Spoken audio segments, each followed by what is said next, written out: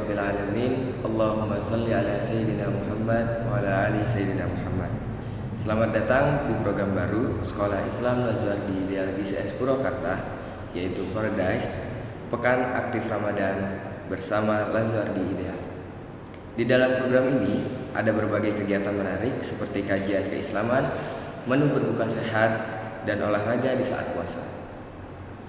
Untuk Paradise perdana kali ini telah hadir di tengah-tengah kita Direktur Sekolah Islam Lazuardi Ideal IGCS Purwakarta yang terhormat, yaitu Habib Salim Muhsin BSA MPD, untuk bersama-sama mengkaji kembali hakikat ibadah puasa Ramadan.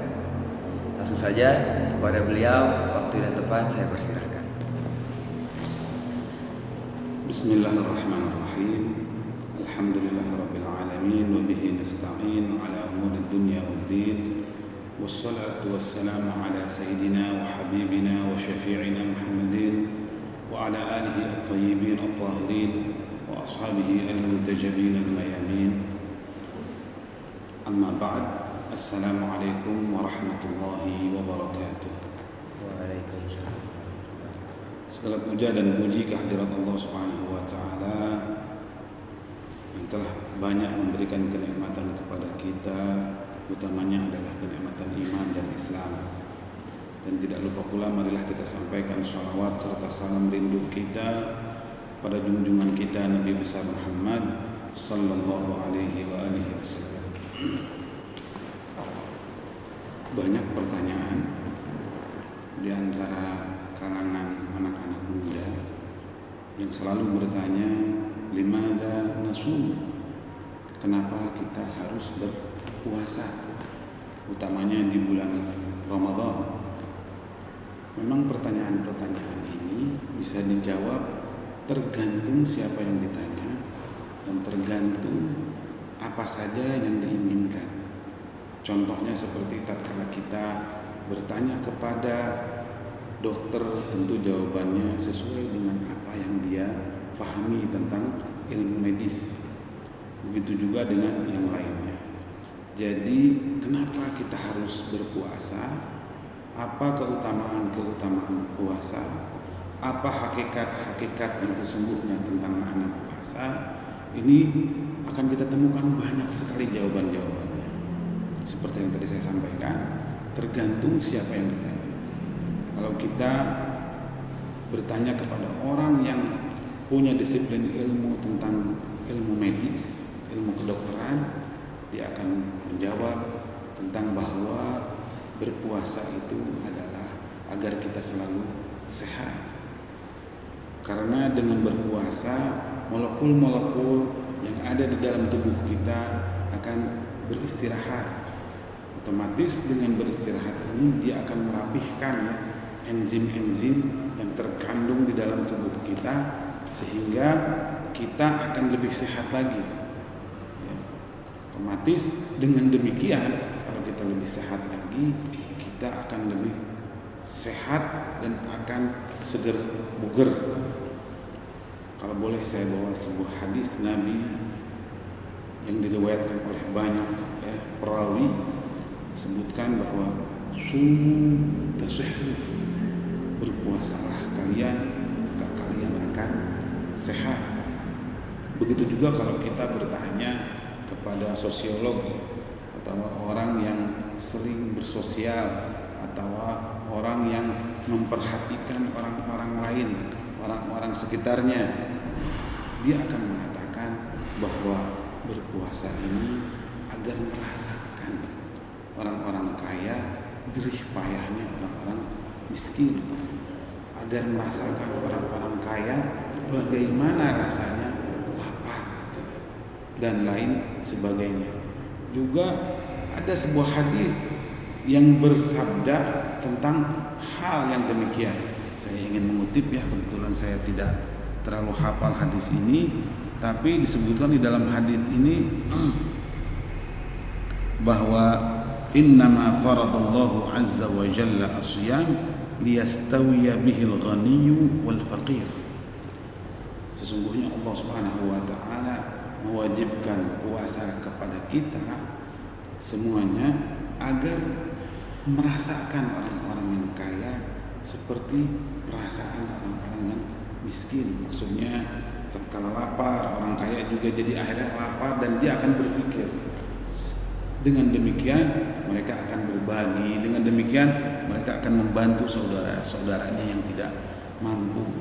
Begitu juga kalau kita bertanya kepada orang-orang sufi, orang-orang yang punya ilmu tasawuf, ilmu irfan, atau orang-orang yang betul-betul membina batin dan jiwanya, dia akan mengatakan bahwa kalau kita berpuasa, kenapa kita disuruh berpuasa?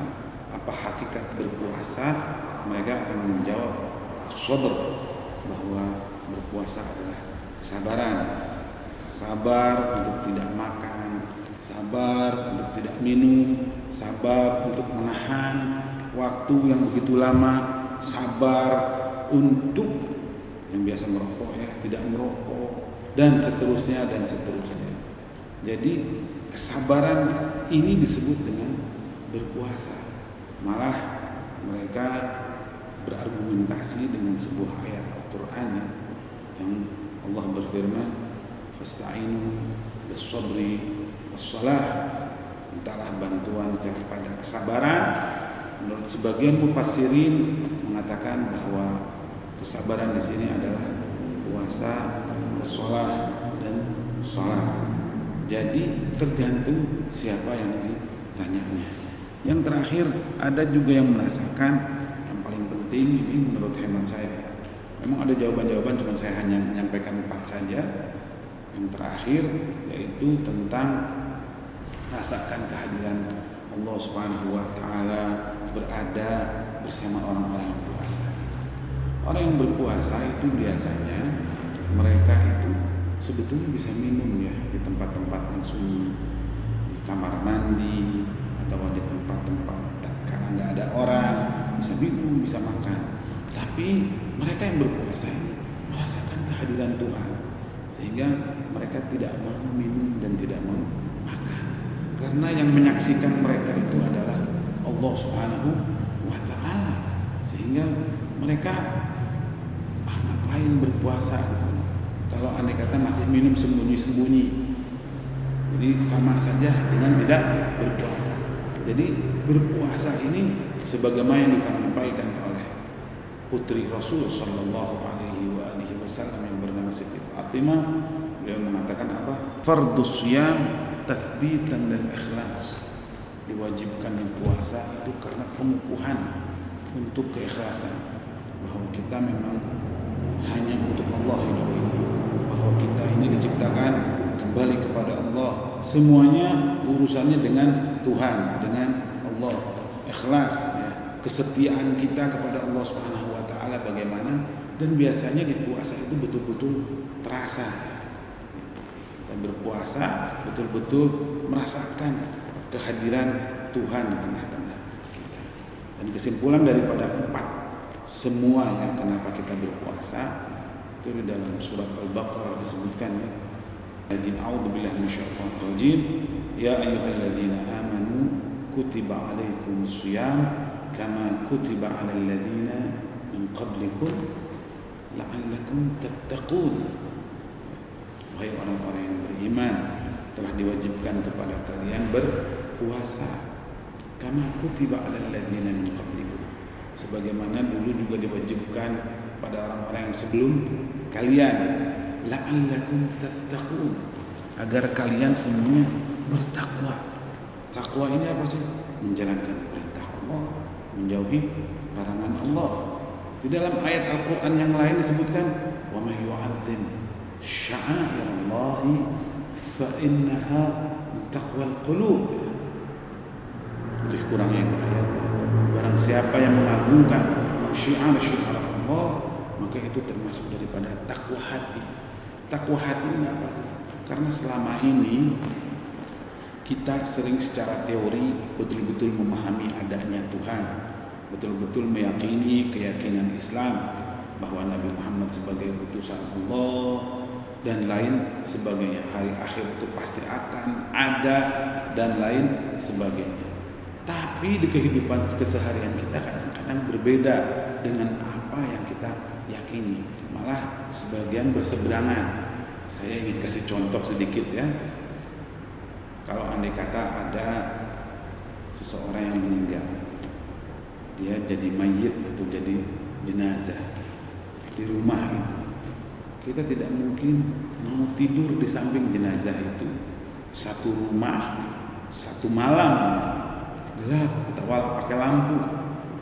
Kita merasakan akan serem, angker. Jangan-jangan ini mayit bangun lagi. Padahal secara teori keilmuan, keyakinan kita mengatakan bahwa orang yang sudah meninggal tidak mungkin akan bangkit lagi. Secara medis, menurut ilmu ya, empiris, tidak mungkin orang yang wafat akan bangkit lagi. Tapi kalau andai kata kita disuruh tidur di samping yang sudah meninggal sendirian, berdua sama si jenazah ini, tentu kita akan merasa takut. Jadi keyakinan yang selama ini kita bina, yang selama ini kita pelajari, yang selama ini kita perdalami, ternyata kalah dengan ketakutan kita. Jangan-jangan ini mayit bangun lagi gitu kan. Jangan-jangan ini mayit bisa nyekek saya atau dan lain sebagainya. Padahal bertahun-tahun, puluhan tahun kita diajarin sama orang tua kita, sama guru kita, sama ustaz kita, sama saudara-saudara kita, bahwa yang meninggal tidak mungkin bangkit lagi atau bangun lagi. Kalau kita melihat ya, ada seorang dokter ilmu forensik. Dia tatkala belajar dibawa satu jenazah ya, begitu dibawa satu jenazah, diperiksa satu jenazah, dia dengan temannya berdua atau dengan gurunya, begitu pulang sampai ke rumahnya dia akan pikiran bahwa saya tidak mungkin bisa tidur malam ini karena saya sudah memegang-megang jenazah dan lain sebagainya, sehingga saya menjadi takut ini jenazah datang malam-malam ke saya gitu kan ya. Tapi satu kali, dua kali, tiga kali dan terus-terusan bertemu dengan jenazah, kita bukan hanya bisa memegang, bahkan ada yang beberapa orang yang meninggal ya ingin mendonorkan matanya, ingin mendonorkan ginjalnya, dibedah itu jenazah, dirobek-robek badannya dan lain sebagainya, bisa kita ambil dan tidak takut. Contohnya seperti ilmu forensik yang dari polisi juga, ada orang yang meninggal gitu ya. Begitu ada yang meninggal, ini meninggalnya kenapa? Apakah bunuh diri atau dipukul? Itu biasanya ada ilmu forensik dan diperiksa itu sama dokter-dokter forensik.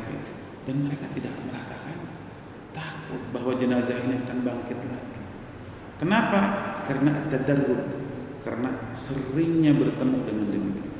Nah, kita juga dalam berpuasa, ketika kita berpuasa merasakan kehadiran Tuhan, merasakan kehadiran Allah Subhanahu wa taala bersama kita, tentu ya, ketakwaan kita akan bertambah, keimanan kita akan bertambah, dan keikhlasan kita pun akan bertambah. Mungkin itu saja yang dapat saya sampaikan. Barangkali nanti ada pertanyaan, dipersilahkan. Wabillahi taufiq wal hidayah, warridha wal inayah. Wassalamualaikum warahmatullahi wabarakatuh. Waalaikumsalam. Bib, ada pertanyaan dari saya dan juga anak-anak lain. Sebenarnya kita ini masih bertanya-tanya kayak apa sih makna sebenarnya dari puasa Ramadan, dan tujuan kita berpuasa itu selain menjadi pribadi yang bertakwa itu apa?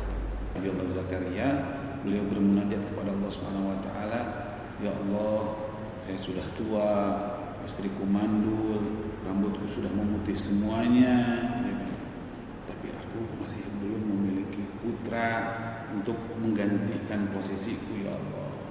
Berikanlah kepadaku. Lebih kurangnya begitu ya, ada di surat Maryam di Al-Qur'an. Akhirnya Nabi Allah Zakaria dikabulkan doanya sama Allah Subhanahu wa taala. Ya Zakaria, inna nubashiruka bi ghulamin ismuhu Yahya. Wahai Zakaria, aku beri kabar gembira kepadamu dengan diberinya engkau putra yang diberi nama Yahya. Sebelumnya belum pernah ada nama Yahya. Nabi Zakaria sendiri menyampaikan, ya Allah, bagaimana aku akan mendapatkan putra? Sementara aku sudah tua, istriku juga mandul. Dijelaskan sama Allah bahwa engkau dulu juga nggak ada, sekarang ada gitu. Terus yang perlu digarisbawahi, Nabi Zakaria ingin bersyukur kepada Allah Subhanahu wa taala. Mari Allah memerintahkan kepada Nabi Zakaria agar beliau berpuasa bicara selama 3 hari. Berpuasa bicara selama 3 hari. Itu dengan puasa ini dianggap syukur sama Allah Subhanahu wa taala. Begitu pula dengan Siti Maryam. Siti Maryam tidak ada satu orang pun yang menyentuh beliau orang suci, beliau khairun nisa'il alamin. Beliau ini saking sucinya sampai sering mendapatkan makanan dari Allah Subhanahu wa taala, dijelaskan di dalam Al-Qur'an itu. Tiba-tiba beliau hamil. Dan beliau hamil, setelah hamil melahirkan, dan setelah melahirkan diperintah sama Allah Subhanahu wa taala, kalau engkau bertemu dengan siapa saja, bilang inni nadartu lir-rahmani shawman. Aku bernadar kepada Ar-Rahman, aku bernadar untuk Allah puasa. Akhirnya syukur Siti Maryam karena melahirkan Nabi Allah Isa itu dengan apa?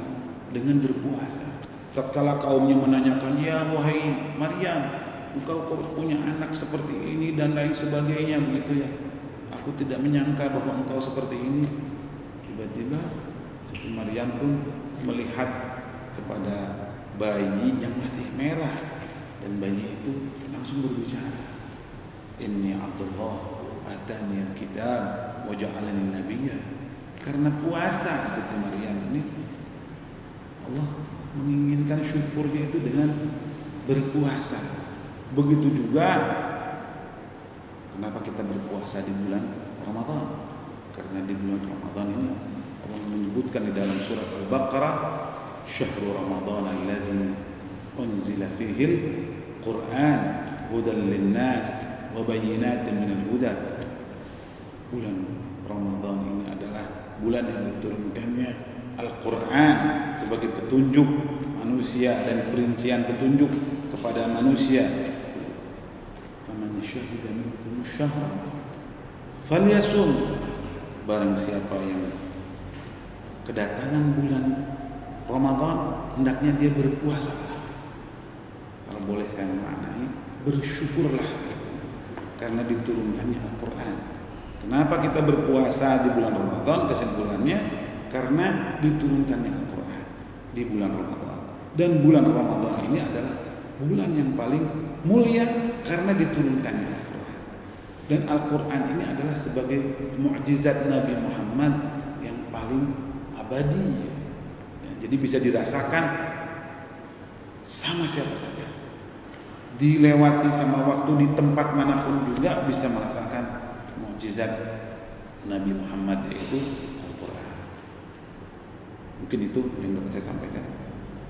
Alhamdulillah, terima kasih Habib atas penyampaian materinya. Terima kasih juga untuk teman-teman yang sudah menonton Paralyze episode kali ini.